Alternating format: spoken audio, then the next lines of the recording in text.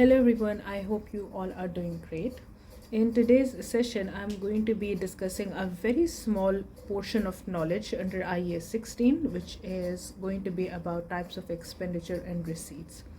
Now, it is extremely crucial for the exam purposes that you're able to differentiate between expenditure and receipts so that you can understand what treatment you should be applying for a particular expense. And therefore I have produced a table for you which will help you to understand this in a better way. So we have types of expenditure and receipts here. Then I'll have produced a definition with the treatment and examples for you to understand it better. Starting from the number one, we have capital expenditure. Capital expenditure is going to be those kinds of expenses that increase the value of an asset, i.e., that it improves the earning capacity of an asset, which means that it is going to be that kind of expense which is going to be increasing the economic benefits that you receive from the asset. So, for example, if you upgrade the asset, let's say in a building, you spend to increase another floor on the building. So what happens is this is going to now you increase the space that you can utilize in the building, and thus it increases the value of the asset. Therefore, this kind of expense will be capitalized to the cost of the asset. Such kind of costs are always capitalized as part of property, plant and equipment, which means that this expense is going to be added to the carrying value of the asset.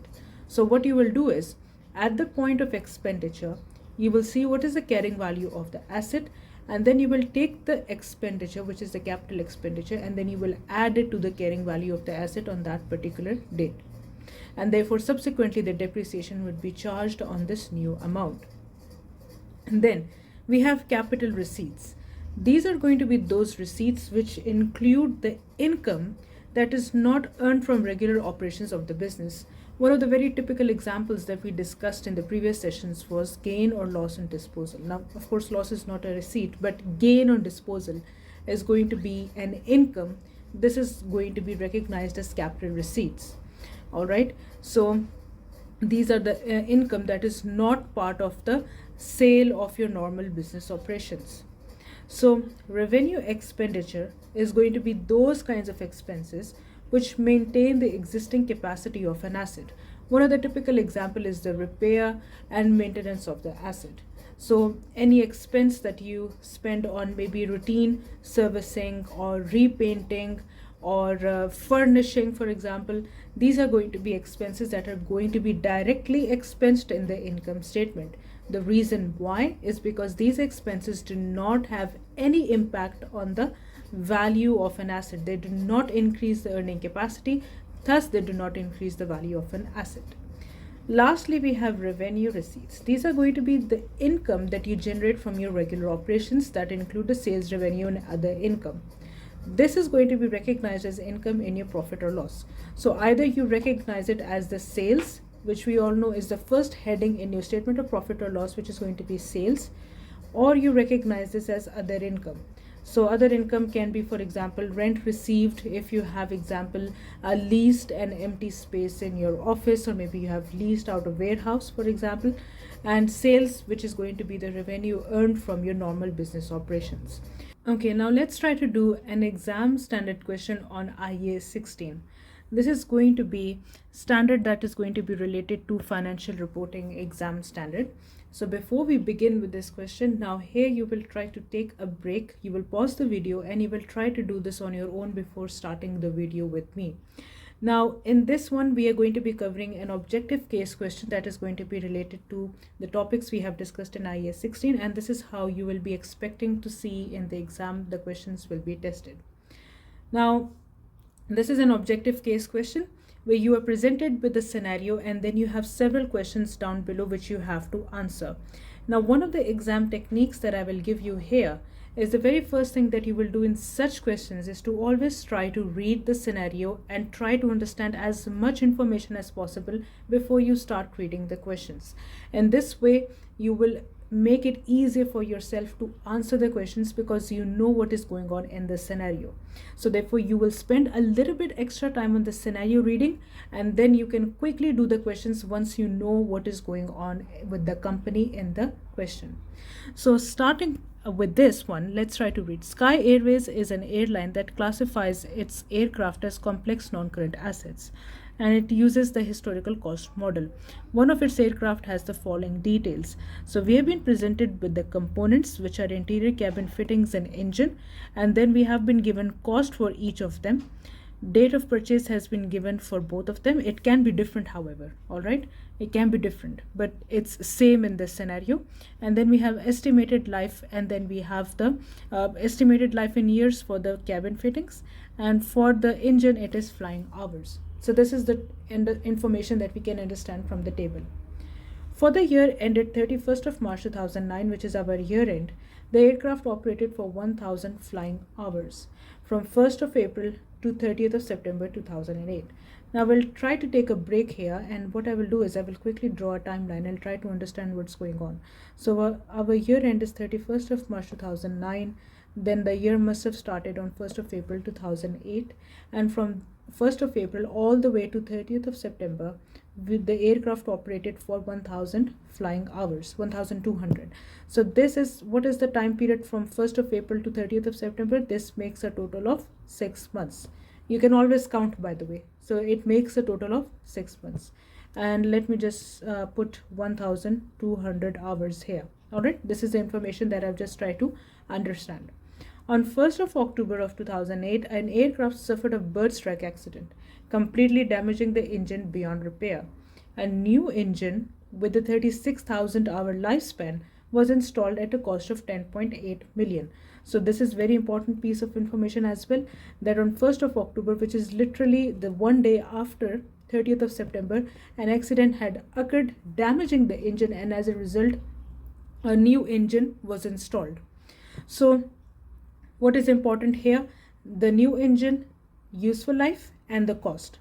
Now we have understood very briefly that what's going on with the company. Let's just try to see if we can do the questions quickly now. All right, remember I told you we are sitting in the exam condition. You're doing it with me under exam conditions. So the question number 1 says, calculate the depreciation expense for the engine for the 6-month period ending 1st of October 2008. So what was the 6th month? From 1st of April all the way to 30th of September. And it is just asking for the engine. So in the exam, you will quickly write it down in this way. Engine, we have a cost of 9,000. Where it is the cost? Here is the cost. Divided by the useful life of 36,000 flying hours, which is here. So once you do 9,000 divided by 36,000, you should find out that the cost is going to be, the depreciation charge per flying hour is going to be $0.25. And because it is asking for the 6-month period, and we have been told that in the 6-month period the aircraft operated for 1,200 hours, you will multiply this by 1,200 hours in total, and therefore you should find out that the depreciation charge on the engine is going to be 300,000. Because 1,000 is already written, I will simply put 300.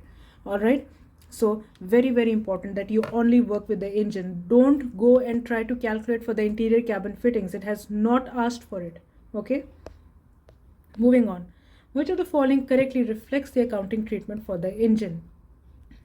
So here we will read the option one by one, and we will try to see if it makes the sense.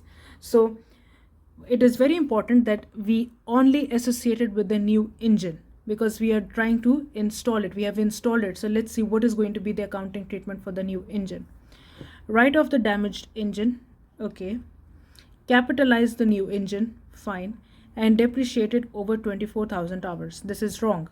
Why? Because if we go up, what is the life, useful life of new engine? 36,000.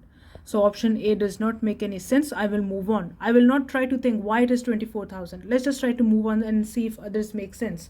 In the exam, we don't have time to think about each and every option. Okay. Treat the 10.8 million as a repair cost and continue depreciating the original engine as before. So if we are trying to treat the 10.8 million as repair cost, it is simply meaning that we are going to expense it, which is wrong, because 10.8 million is an installation cost which has to be capitalized. So option B does not make any sense either. Capitalize the 6 million as the cost of replacing the engine and expense the remaining 4.8 million doesn't make any sense. Why would you capitalize one portion and expense the other? So will not make any sense. Let's just try to work with D.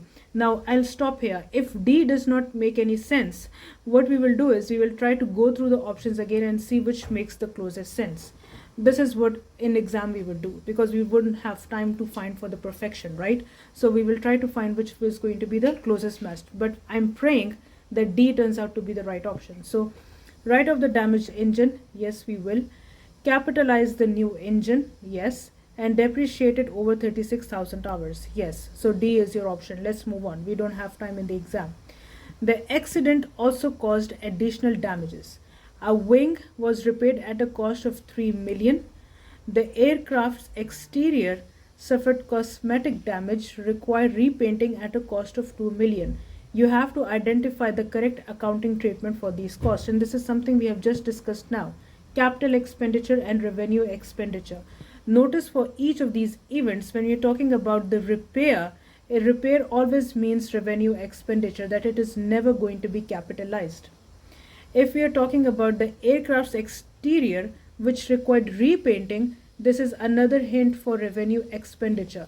I will give you a hint here that repair and repainting are typical words that are always going to be used for revenue expenditure. If it uses the words such as upgrading, such as enhancing, then these are the words which indicate capital expenditure. So quickly what you will do is you will simply recognize that we will be expense these costs to the P&L. So you will write expense to the P&L, expense to the P&L. Let's move to option 4. Now, while the aircraft was grounded, Sky Airways upgraded its cabin facilities for 4.5 million. Notice how I had told you upgrading is a hint for capital expenditure. So it has upgraded for 4.5 million. Now here I am getting a little bit of hint that okay, maybe I have to capitalize 4.5 million, but let's see. The upgrade did not extend the estimated remaining life of the fittings. Now here I will try to think, okay, if it did not extend the remaining life, then maybe this upgrade is not a capital expenditure, all right? Because for the upgrading to be capitalized, it has to enhance the value of the asset in some way. Either it increases the useful life or it increases the earning capacity of an asset. So therefore, reading the first point, I could get a hint. Maybe this would be a revenue expenditure. But we have a second point to consider, which it says that it significantly increased the airfares Sky Airways could charge. What does this mean? Now you have increased economic benefits that has happened because of this upgrade. Therefore, this is going to be capitalized. All right. Notice how we are trying to make sense of every statement. Because you're increasing the airfares because of this upgrade, you will now capitalize this 4.5 million. And therefore, what is the carrying amount of the cabin fittings only for the cabin fittings? Notice how you're calculating the carrying amount only for the cabin fittings as of 31st of March 2009. Now this might be a little bit a heavier calculation based, so we will try to draw the timeline from the very beginning. So let's just try to see what is happening. What is our year end? The year end is 31st of March, okay, and on 1st of October is when the accident had occurred. So if we go down, 31st of March 2009 is here, and then we have 1st of April of 2008, and on 1st of October is when the accident had occurred. This was 6 months into the year, and the remaining is going to be 6 months as well. On this particular date, we had installed the engine, right? A new engine was installed. So on 1st of October, a new engine was installed. So on this particular date, the aircraft was grounded, which means that it was not operational. At that point, we have we had upgraded the cabin facilities. So what had happened here? We had upgraded. So on this particular point, the cost that had incurred for the upgrading was 4.5 million, which means that it must be added to the carrying value of the asset on 1st of October 2008. Why? Because this was the date on which the upgrading had occurred. So what are we going to do now?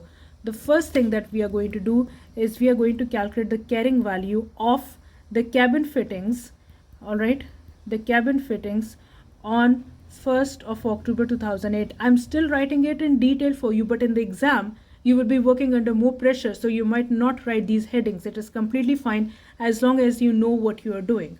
So what you are going to do, on 1st of April till 1st of October, the time period is 6 months. Now, if we try to go up and try to calculate the carrying value, we will see that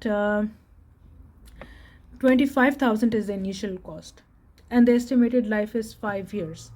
Okay, so 25,000 minus the 5 years gives us 5,000 of the depreciation charge per year. Okay, depreciation charge per year. Now we are talking about, I want to know the carrying value at 1st of October. So what I will do is I will see the cost and I will deduct it with the accumulated depreciation up until 1st of October 2008. Okay, now notice how in the table it tells us that the date of purchase is 1st of April 2005. So can you tell me that till 1st of October 2008, which is this date, how many years have passed? So let's just try to read it together. 1st of April 2005, then 2006, 2007, 2008, which makes it 3 years, and then we have 6 months more, right? 6 months more. If we look here, we have 6 months more that we have to account for. So 6 months more means 0.5 years. Okay, so the total year is how much? 3.5 years. So we have to calculate it for the 3.5 years. So what are you going to do now? You will take the cost, which was 25,000, and you will deduct it with 5,000 per year, which is the depreciation charge, multiplied by 3.5 years. And if you do that, you should find out that 25,000 minus this should give you 7,500 as the carrying value of the fittings on 1st of October 2008. So what does it want? It still wants for the 31st of March 2009. So notice how we still have 6 months more to account for. Now what you will do is, because you have now gotten the carrying value on 1st of October 2008, you will now capitalize the upgrading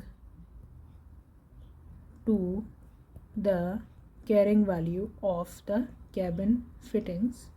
I'm still writing in statements for you so you can understand. Okay, carrying value of the cabin fittings at 1st of October 2008. So what is the carrying value? The carrying value is 7,500 plus, it's technically it's 7.5 million because the question is working in thousands. That is why I'm saying it as 7,500. So 4.5 million is this. 4.5 million means 4,500. Once you will add this, you will find out that the new value of the cabin fittings is 12 million. Okay, this is the carrying value of the cabin fittings, 12,000. Subsequently, now we will work around 12,000. So therefore now the carrying value is this. We have to now calculate the depreciation charge for the remaining 6 months. Which 6 months? These 6 months. We have to calculate for this time period. We have to calculate the remaining depreciation charge, and then we will deduct this from this carrying value in order to understand what is the carrying value at the year end. So 3.5 years have already passed. So what you need to do is you need to calculate what is going to be the remaining useful life. The remaining useful life at 1st of October 2008 is going to be simply 5 years, which is the total useful life of the cabin fittings. How do I know that? If you go up the table, you should find out that this is 5 years, and you will minus 3.5 years which have already passed on 1st of October 2008. So 5 minus 3.5 years, you should find out that the total years remaining are 1.5 years. So what you will do, therefore, you will take the 12,000, okay, and you will deduct this from 12,000 divided by 1.5, multiply this by divide by 1.5, which gives you the depreciation charge per year. Okay, this is going to give you depreciation charge per year, and then you will divide this by 12 months, and then you will multiply it by 6 months in order to get what is the depreciation charge for the remaining 6 months. Once you do that, you should find out that the answer is going to be 8,000, which is essentially 8 million. Okay, because the question is working in thousands. This is the carrying value of the cabin fittings on 31st of March 2009. Now if I'm lucky, can I see this 8 million in the option answers? Yes, thank God. The answer is B. This is our option, this is our answer. If you do not understand what has happened, let me know down below in the comment box so that I can reply you in the way that makes you understand it even in a better way. But this is how you will work under exam pressure. Notice how I was saying things very quickly. I was not stopping for a long time, because in the exam you don't have time to stop and think. Okay, sometimes you have to work quickly, because in other areas in the exam we can have more challenging questions. So in questions like these, we often have to try to think and work quickly. So 8 million is the answer. Moving on, the last one. The bird strike accident is a potential indicator of impairment. We haven't discussed impairment yet, but impairment is simply an expense that reduces the value of an asset. For example, bird strike accident was something that reduced the value of the engine, right? Because now we have to scrap it. This is something that we cannot use now. So it reduced the value of the asset.